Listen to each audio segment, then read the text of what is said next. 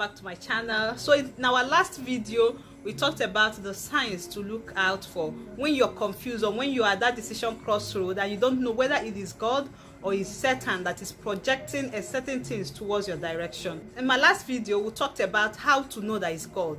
So today we are going to talk about how to know that is the devil.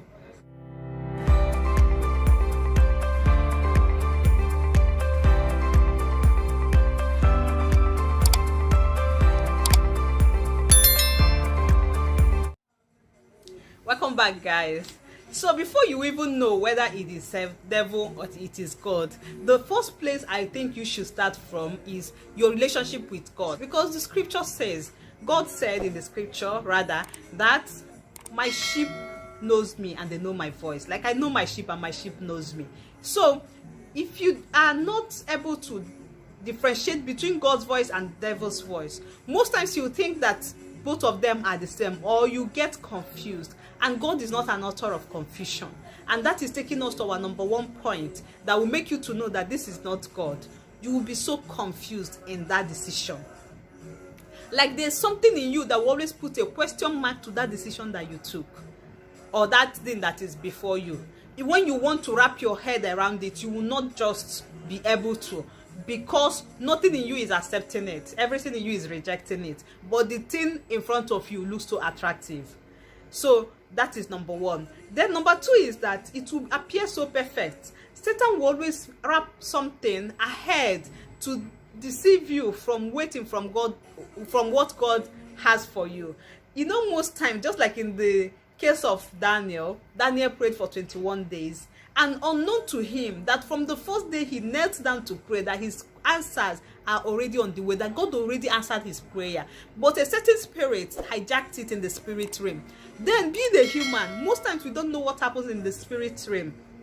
And we will be so tensed, or we will get angry, or we will not be patient enough to wait for that to come. What Satan does is this: he brings a counterfeit of that your expectation and wrap it so perfectly, like so attractive, and present it to you. So when you rush it, you are making a mistake. When it appears so perfect that you don't need any more thing to do, that it comes so perfectly, then it's not God. I'm not saying that God cannot give us a perfect gift. No, God can give us gifts that's so perfect. But when it appears so perfect and there's something in you that does not really accept it, there's still something in you that is not comfortable with the whole thing, then there is devil in it. Okay? When God gives you that perfect gift, it will give you peace. It comes with peace of mind.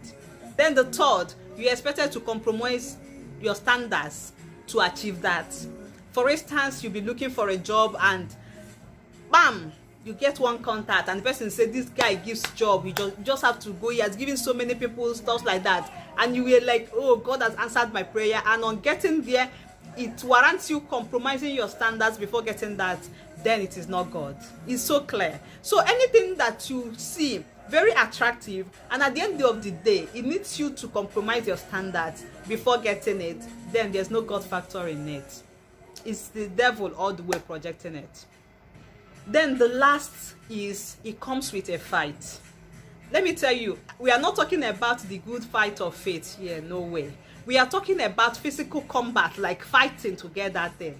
It can never be God. Anything that you need to fight physically to get, then it's not God.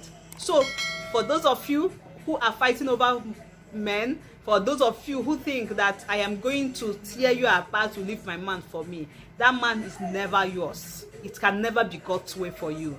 That God is so perfect to put you in that kind of silly and messy situation. Okay, so these are the things that you need to watch out. If he appears so perfect, if something in you does not accept it, even in its perfect nature, and it warrants you to compromise your standards, or it warrants you to fight over it, then there's no God factor in it. Is it just Satan wrapping up something, wrapping up a hurricane of troubles, wrapping up a pack of troubles for you?